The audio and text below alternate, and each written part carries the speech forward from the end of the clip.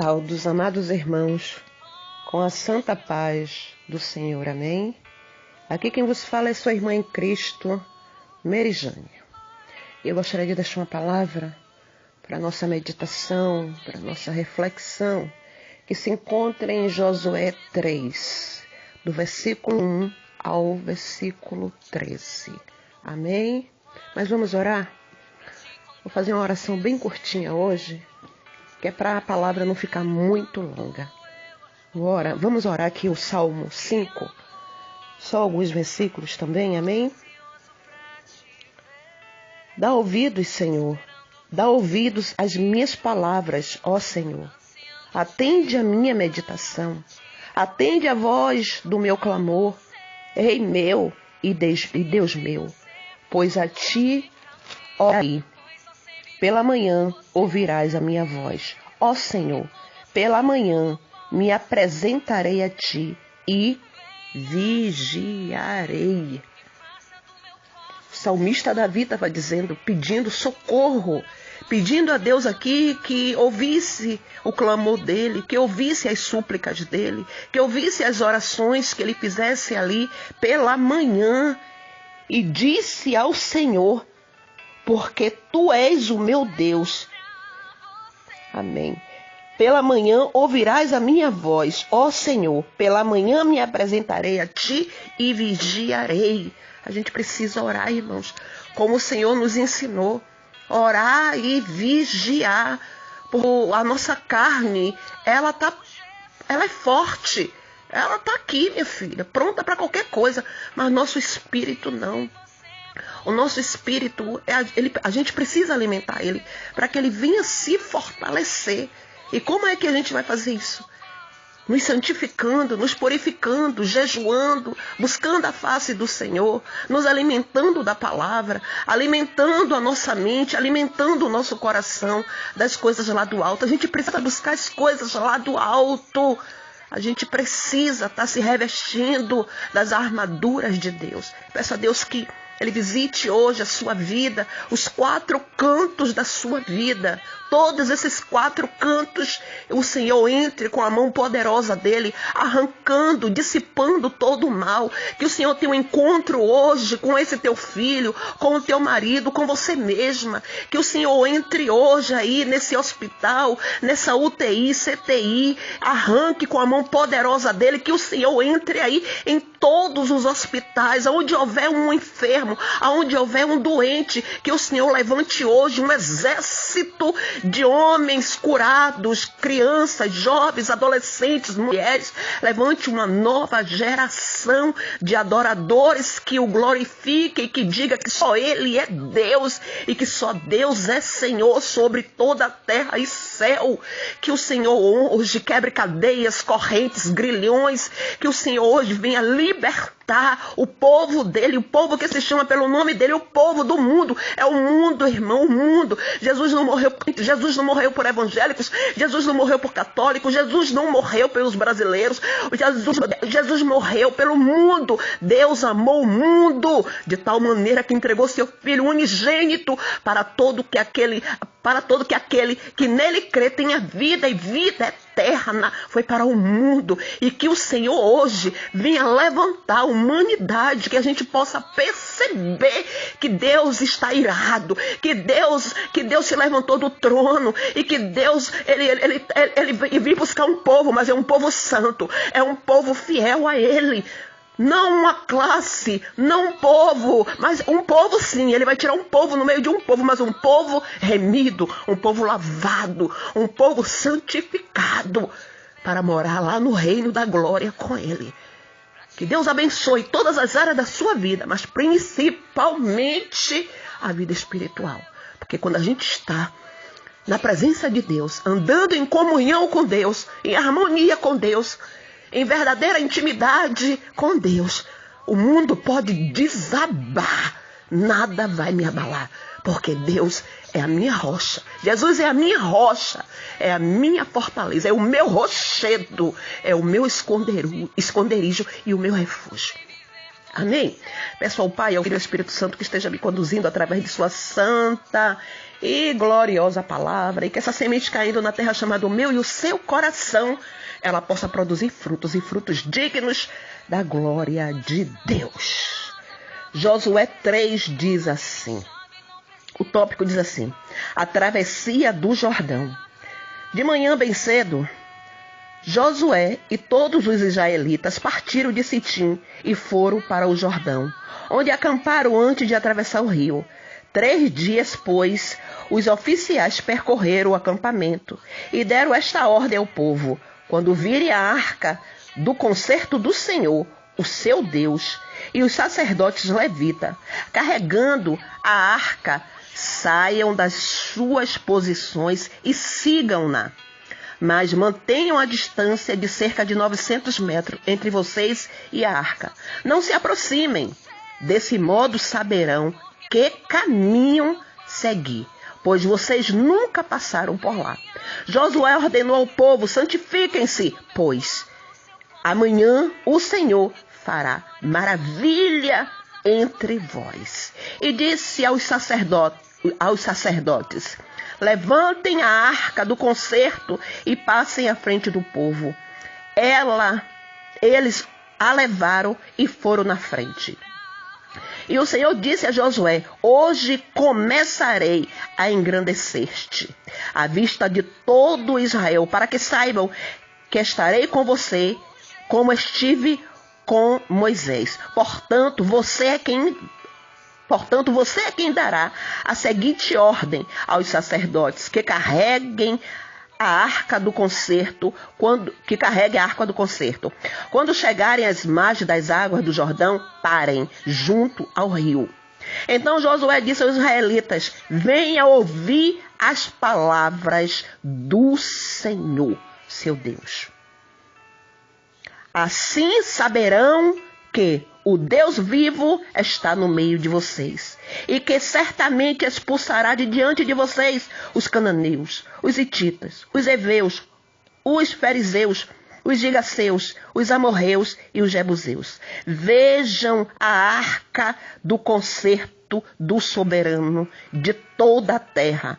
Atravessará o Jordão à frente de vocês. Agora escolham 12 israelitas, um de cada tribo. Quando os sacerdotes que carregam a arca do Senhor, o soberano de toda a terra, puserem os pés no Jordão, a correnteza será represada e as águas formarão uma muralha. Amém? Glória a Deus por esta palavra. Aleluia. Irmãos, conhecemos bem essa passagem onde Moisés morre e Deus diz a Josué: meu servo Moisés é morto. Levanta-te, pois, agora e passa este Jordão, tu e todo este povo. Moisés havia morrido, o príncipe que Deus ali levantou, príncipe, profeta, sacerdote, Deus havia levantado Moisés para atravessar aquele povo. Mas num determinado momento ali, Moisés morre, porque assim Deus quis. E aí levanta quem? Levanta Josué para atravessar esse povo. O povo que estava no deserto há 40 anos esperando por este momento. E os pais haviam morrido ali pelo meio do caminho por causa da murmuração. E agora Deus pega essa responsabilidade e passa a Josué a responsabilidade de levar o povo à terra da promessa. Só que no meio do caminho havia um grande desafio, um grande obstáculo. E Josué sabia que não seria fácil conduzir aquela multidão. E Deus confortou. Em todo momento, Deus estava presente na vida de Josué. E aí Deus vem e conforta Josué, dando a direção de tudo que ele deveria fazer. E também, nos primeiros 3 capítulos, no primeiro, no segundo, até chegar ao 3, Deus faz promessas, Deus consola, Deus conforta, Deus direciona e Deus ainda faz promessas a Josué. Deus diz a Josué: seja forte e corajoso. Assim como fui com meu servo Moisés, também serei contigo. Não te deixarei, não te desampararei. Portanto, aleluia. Meu óculos já embaçou aqui.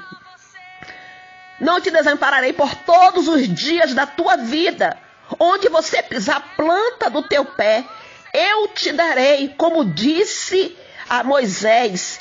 Ninguém se susterá diante de ti. Esforça-te e tem bom ânimo, porque tu farás este povo herdar a terra que jurei a teus pais.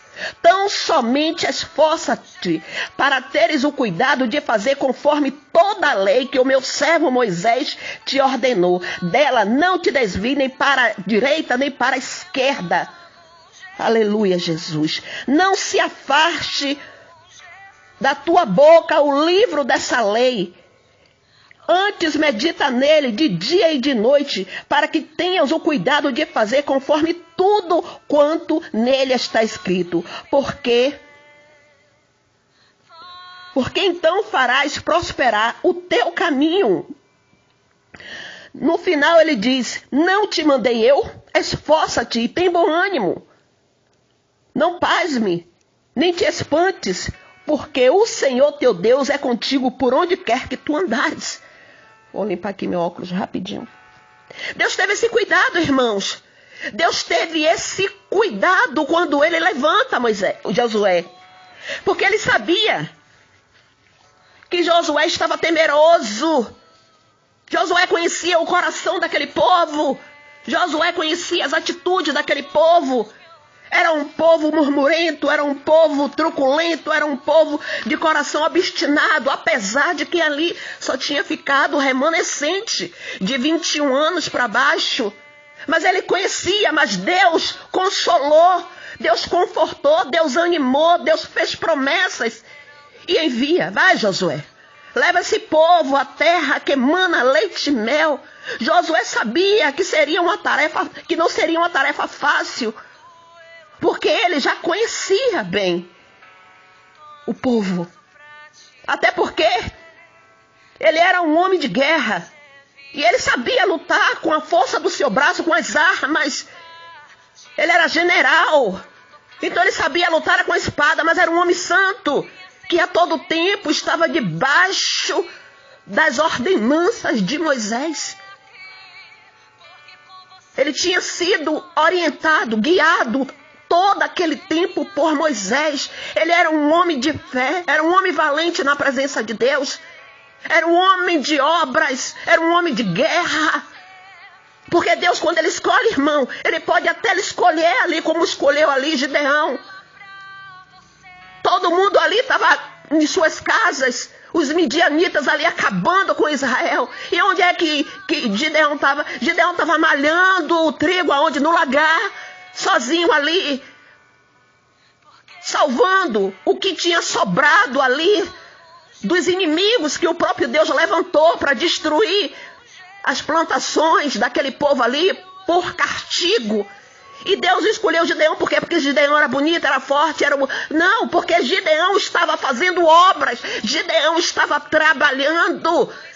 E Deus escolhe exatamente aqueles que estão disponíveis, que tem forças para trabalhar, que se dispõem. Deus não escolhe ninguém por beleza, por grau de escolaridade, porque é louro, porque é rico, porque é isso. Não. Deus simplesmente escolhe, porque Ele me conhece e conhece você por dentro. E sabe, Deus me vê não aqui agora, Deus me vê lá na frente, como Ele viu comigo. Aleluia, Deus. E ali Ele levanta Josué. Ele levanta e diz: vai, meu filho, vai, é você mesmo. É você mesmo que eu quero. É você que vai atravessar esse povo. É você, Josué. Vai, meu filho, tem bom ânimo, se esforça, se levanta. A primeira coisa que a gente vê, irmãos, aqui no primeiro versículo da travessia é: de manhã bem cedo, Josué e todos os israelitas se levantou. Ele se levantou de madrugada.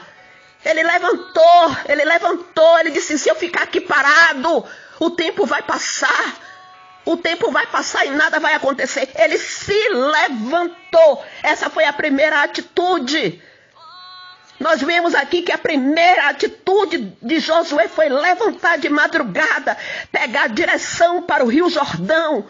Ele não ficou questionando: Senhor, como é que a gente vai atravessar aquele muro de águas? Como é que a gente... mundo de águas. Como é que a gente vai atravessar? Porque ele sabia, ele já tinha visto lá no Egito, quando Deus tirou o povo com a mão poderosa dele do Egito. Josué viu Deus abrir o mar vermelho através da vida de Moisés, apenas usando um cajado.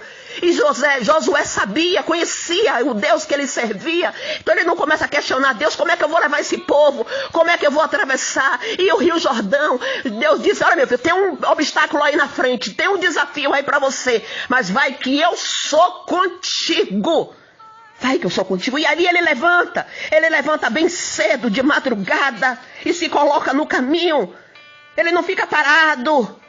Ele se coloca no caminho juntamente com todo aquele povo e passa 3 dias em frente ao Jordão acampados, orando, clamando, jejuando. E no fim de 3 dias os oficiais dão uma ordem ao povo dizendo: quando vocês virem a arca do Senhor, o seu Deus, e os sacerdotes e os levitas carregando a arca, saiam de seu lugar e sigam. Saiam de seu lugar e sigam a presença de Deus. A presença de Deus estava com eles. A presença de Deus estava conduzindo eles. Eles não estavam seguindo a direção do homem. Eles não estavam. Os sacerdotes e os levitas não disseram: olha, sigam o meu caminho. Aonde eu andar, na frente, vocês vêm atrás de mim. Não, os levitas e os sacerdotes disseram: olha, quando vocês virem a gente pegar a arca, os levitas carregaram a arca, saiam de seus lugares, desarmem as tendas, os acampamentos e sigam a arca, sigam por este caminho. Mas mantenham a distância entre vocês e a arca. Não se aproxime, desse modo saberão que caminho vocês devem seguir. A presença de Deus, a presença do Senhor Deus estava no meio deles, guiando. Eu já começo a entender o negócio aqui. Eles estão indo atravessar o Rio Jordão, mas a presença de Deus estava no meio deles, guiando-os. A arca era a própria presença. Aleluia. Eles dizem: se vocês virem a arca, saiam do seu lugar e sigam. Fica parado, não. O povo sabia que eles precisavam da presença de Deus para atravessar o Rio Jordão. Eles sabiam que sem a presença de Deus seria impossível aquela travessia. Eles disseram: olha, sigam a arca, que desse modo vocês saberão o caminho que vocês devem seguir. Aí no verso 5, Josué dá uma ordem ao povo: santifiquem, pois amanhã o Senhor fará maravilha no meio de vós, no meio de vocês.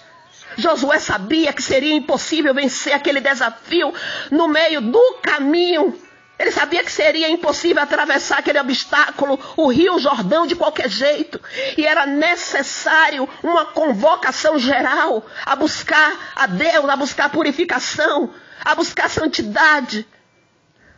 Josué diz: santifiquem, para que Deus possa operar maravilha no meio de nós. Josué sabia que o povo não estava na posição, estava tudo sujo, em pecado. O povo estava esperando por aquele momento há 40 anos, estavam ansiosos, loucos para entrar e possuir a terra que mana leite e mel.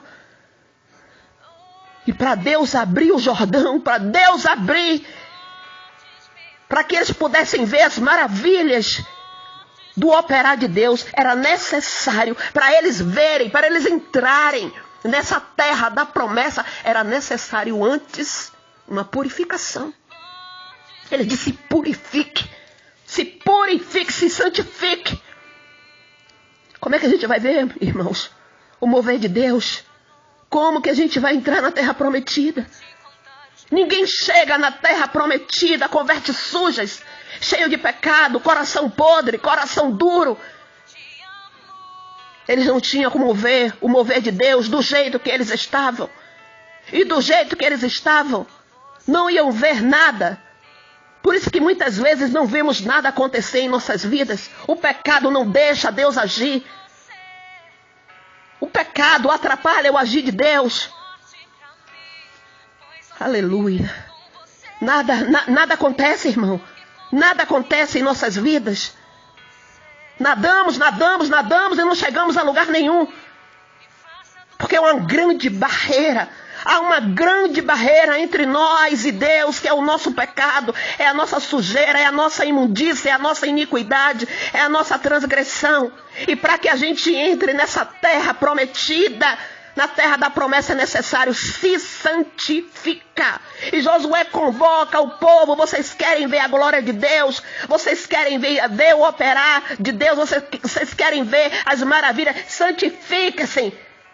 Depois da santificação, Deus fez o que? Deus abriu o Jordão e fez no meio deles uma muralha. Uma muralha. Para que eles pudessem passar. E passaram a pés enxuto, atravessou o Jordão. Com as promessas que Deus, e ainda cheio de promessas que Deus expulsaria os inimigos que ainda estivessem lá.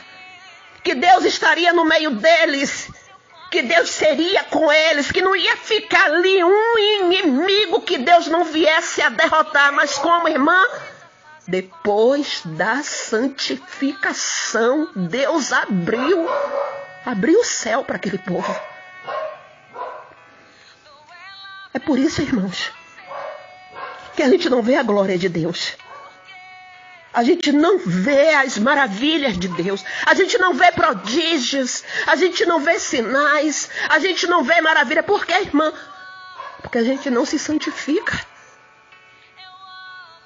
A gente entra numa luta, passa anos. A gente entra no deserto, passa anos. A gente entra no vale. Tudo isso é lugar de passagem. E a gente passa anos. Por quê, irmã? O Senhor havia dado uma ordem a Josué: Josué, meu filho, tem um lugar aí para você ir. É você mesmo que vai atravessar esse povo, mas tem um grande obstáculo no meio do caminho. Mas é só lugar de passagem. O Jordão, Josué, é passagem. O Jordão na minha vida é meu vale. O Jordão na minha vida é meu pecado. O Jordão na minha vida é o deserto. E era só lugar de passagem. Eu retiro o pecado aí, viu? O Jordão não é lugar de pecado. O Jordão é só um desafio. É um vale e um deserto que precisamos atravessar. Agora, para a gente atravessar esse obstáculo, esse desafio, é necessário vestes limpas, é necessário trocar as vestes, é necessário, porque do outro lado do deserto, do outro lado do vale, tem uma terra, e eu não posso entrar nessa terra com a minha bagagem, com os meus pecados, com o meu eu, com o meu ego, com o meu achismo. Eu vou ver a glória de Deus como? Sem santidade? Vivendo um evangelho diferente daquilo que nos foi apresentado por Jesus Cristo. Eu não estou falando de um evangelho que foi criado pelo homem, o homem moderno, o evangelho da prosperidade, o evangelho do venha que Deus vai dar, venha que Deus vai trazer, venha que Deus vai fazer. É o evangelho, o evangelho que me foi apresentado por Jesus Cristo é um evangelho de cruz. É um evangelho de dor. É um evangelho de lutas. É um evangelho onde eu preciso me renunciar. Eu preciso morrer todos os dias para nascer, para ter vida com Cristo. Não é um evangelho de riqueza. Deus nunca me prometeu riquezas. E nós entendemos errado. Quem prometeu riquezas é Satanás. É ele que promete. É ele que oferece riquezas. E Deus oferece a salvação. É o que Deus me ofereceu através da vinda do seu filho, é a salvação. Não riquezas. Se você está procurando riquezas no evangelho, está no lugar errado, está buscando Deus errado. E Josué manda o povo se santificar, porque sabia que essa era a única arma poderosa contra o diabo, contra o pecado, que a santificação abre portas por dentro, abre portas de cura na alma, abre portas de cura no corpo, abre portas no céu, abre portas de restauração de casamento, abre porta de libertação. Irmãos, estamos vivendo o começo do fim. Que todos os sinais estão aí apontando, aleluia, apontando para Jesus, apontando para a vinda de Jesus. Mas parece que ainda não despertamos, estamos focados no Deus que pode, no Deus me dê, Deus traga, Deus faça. No que o mundo pode nos oferecer, no que a vida pode nos proporcionar. Estamos perdendo tempo, irmãos. Precisamos nos santificar hoje. O tempo é hoje. É agora, o tempo é agora. Não é amanhã. Amanhã pode ser tarde demais. Sabe qual é o nosso problema? É que queremos vencer nossas dificuldades, vencer o nosso eu, vencer o mundo, vencer o diabo, vencer o pecado, fazendo as obras da carne. Deus tem promessas que Ele mesmo prometeu para seus servos. Um amanhã de grandes vitórias. Mas precisamos viver uma vida de santidade hoje. É hoje. É hoje. Se queremos ter uma vida de vitórias amanhã, a gente tem que se santificar hoje. O nosso amanhã de vitórias depende de nossa santificação hoje. Aleluia. E é por isso que oramos, clamamos e nada muda, nada acontece. Como queremos que Deus faça maravilhas em nosso meio, sem o pré-requisito necessário, santificação, vida com Deus, vida no altar. E vida com Deus não é fácil, irmãos. Vida com Deus caminhar com Deus é vida de desafios. Caminhar com Deus é ser desafiado todos os dias. A amar, a se lavar, a se limpar. Somos desafiados a renunciar ao pecado, a largar o pecado, a não se contaminar com o mundo. Aleluia, Deus. Aleluia, Jesus. Aleluia. Somos desafiados a sermos um povo separado, um povo santo, um povo que é propriedade particular de Deus, um povo que Deus transportou do reino das trevas para o reino da divina luz do seu Filho amado, um povo que andava desgarrado, que andava no vale da escuridão do pecado, e Ele nos tirou da lama e nos colocou no caminho. Sem santificação, eu estou fora do caminho, eu estou fora dos padrões de Deus para atravessar o Rio Jordão e entrar na terra prometida, a saber, o céu, essa terra prometida. O Rio Jordão é as lutas, as batalhas, a renúncia, a libertação, a purificação, a transformação. Vivemos sem santidade, pregamos sem santidade, louvamos sem santidade. Por isso nossa pregação, mesmo que seja doce e suave, não convence ninguém, não cura ninguém, não liberta ninguém, não trata ninguém, não traz ninguém para o caminho do Senhor. Olha a pregação de João Batista, irmãos. Arrependei-vos, raça de víboras. E mesmo assim, o povo ia atrás dele para receber o batismo de arrependimento de pecados.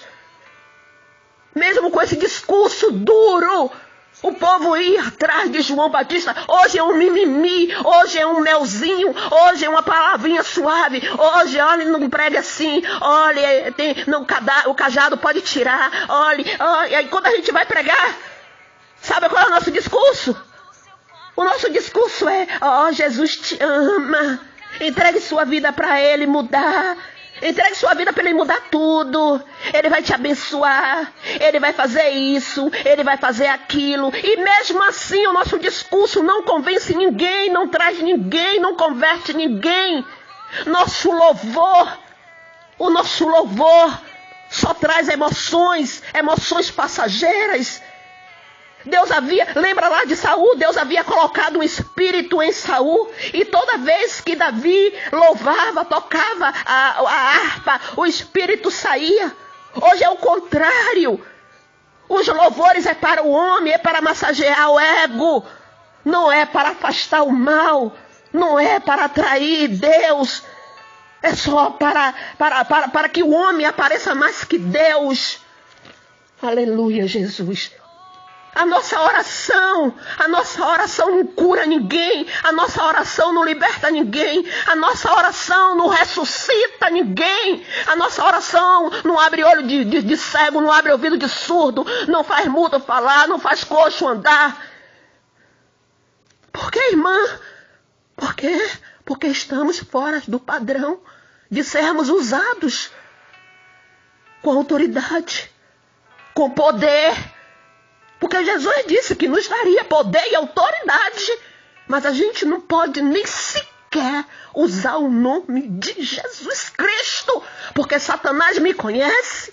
Porque Satanás conhece as minhas obras. Satanás sabe que eu não sou santa. Deus também sabe que eu não sou santa.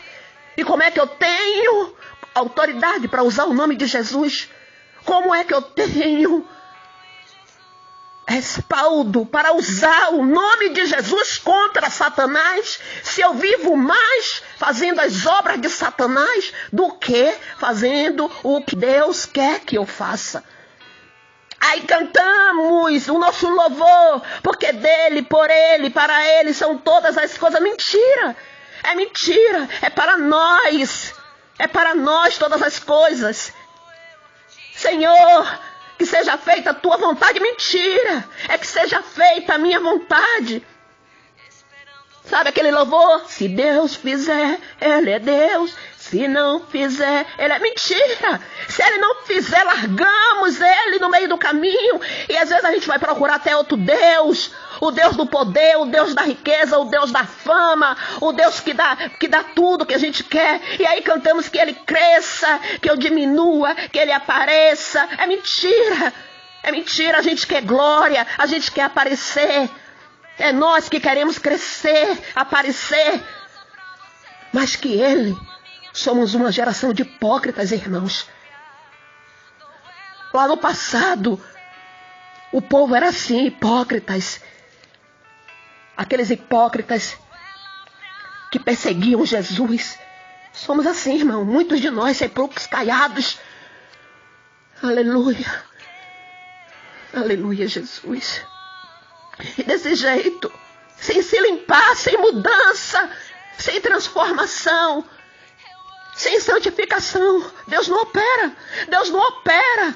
A mudança é uma porta que se abre do lado de dentro e não do lado de fora. E por isso que muitas vezes Deus não abre a porta que eu quero, a porta que você quer. Porque a porta que Ele quer abrir, é eu que preciso abrir. É eu que tenho que abrir pelo lado de dentro. Aleluia, Jesus. E muitas vezes, sabe o que acontece? Por eu não abrir essa porta pelo lado de dentro, Ele vem e abre uma porta pelo lado de fora. Exatamente como Ele fez com Naamã. Para poder Naamã abrir a porta do lado de dentro, foi necessário Deus abrir uma porta pelo lado de fora de Naamã. E muitas vezes a gente vemos muitos crentes, muitos cristãos doentes, padecendo. É Deus dizendo: filho, eu abri essa porta aqui do lado de fora para chegar aí dentro do seu coração, para que você possa abrir o seu coração. A gente não se arrepende, a gente não se liberta, a gente não muda, irmãos. Sem santidade ninguém verá a Deus. Aleluia. Aleluia, Deus. Como é que eu vou ver, irmão, a glória de Deus? Como? Vocês lembram lá de Estevão? Lembram de Estevão, irmãos? Como é que Estevão viu a glória de Deus? Sabe como é que ele viu o céu aberto? Sendo apedrejados, esmagados pelas pedradas, sendo castigado pelos homens por estar pregando a palavra da verdade. E Deus abriu o céu e mostrou a sua glória. E seu filho amado, Deus abriu a porta do céu para receber Estevão, porque ele era um diácono cheio do poder de Deus e cheio de santidade. E foi assim que Estevão viu o céu aberto. Foi assim que Estevão viu a glória de Deus. Foi assim que Estevão viu Deus assentado no seu trono e Jesus à sua direita. Deus abriu o céu para receber Estevão, porque ele estava morrendo em santidade, morrendo agradando a Deus, apedrejado por estar pregando a palavra de salvação, a palavra da verdade. Mas eu não quero ver a glória de Deus assim, sendo apedrejada, sendo esmagada pelas pedras. Eu não quero. Eu quero ver a glória de Deus cantando, louvando, pulando, rodopiando, ganhando dinheiro, usando o evangelho para me enriquecer, usando o púlpito como se fosse um palco, usando o microfone para falar das coisas de Deus, falando da minha própria vida, me exaltando, escondendo, tirando a presença do Espírito Santo de Deus. Aqui, para finalizar, Josué 7:13 diz assim, aleluia, santifique o povo, diga-lhes, santifique-se para amanhã, pois assim diz o Senhor vosso Deus de Israel, há coisas consagradas à destruição no meio de vós. E Israel, ó Israel, vocês não conseguirão resistir aos seus inimigos enquanto não as tirarem. O Senhor fala com Josué aqui, irmãos. Vá, manda o povo se santificar. Digam para eles se santificar para amanhã. Manda eles se santificar para amanhã. Pois assim diz o Senhor, vosso Deus de Israel, anátema, a maldição no meio de vós, ó Israel, e vocês não conseguirão resistir a seus inimigos enquanto não as tirarem. Tem anátema no meio de nós, irmãos. Tem anátema na minha vida, tem maldição na minha vida, e eu preciso tirar para vencer meus inimigos. Eu preciso me santificar, eu preciso deixar a palavra me limpar, me libertar, me curar, me restaurar, me salvar. Aleluia, Jesus. Irmãos, antes de ir para o céu, é preciso que o céu esteja dentro de mim. Antes de eu entrar no céu, eu preciso viver o céu aqui na terra. Aleluia. Êxodo 19:10 diz assim, disse mais o Senhor a Moisés, vai ao povo e santifica-os hoje, e amanhã lavem as suas vestes. Santifica hoje, manda eles se santificar hoje, e amanhã manda eles lavarem as suas vestes. Ninguém vai entrar no céu com vestes sujas. Vou correr aqui rapidinho. Levítico 20, versículo 7 diz, portanto, santificai-vos e sede santos, pois eu sou santo, o vosso Deus. Aleluia. Isaías 35:8. E ali haverá uma estrada, um caminho que se chama o caminho de santidade. Imundo não passará por ele, mas será para os do caminho. Até mesmo os loucos não errarão o caminho. Até os loucos não vão errar esse caminho, porque o caminho é de santidade e só passará por ele os remidos, os santos, porque o caminho é santo. O caminho é santo. Os imundos não entrarão por ele, os sujos não entrarão, não passarão por ele, mas até os loucos que forem limpos não errarão esse caminho. E no 9, Isaías 35:8, agora eu vou no 9. Ali não haverá leão, nem animal feroz subirá por ele, nem se achará nele, mas os remidos andarão por ele. Os remidos, os achados do Senhor, o povo fiel a Deus, o povo que busca transformação, purificação, santidade. O povo que, para ver as maravilhas de Deus, se santifica. Santifique-se hoje, Merijane. Se santifique-se hoje, Merijane, para você ver as maravilhas de Deus amanhã. Amém? Que Deus os abençoe em Cristo Jesus.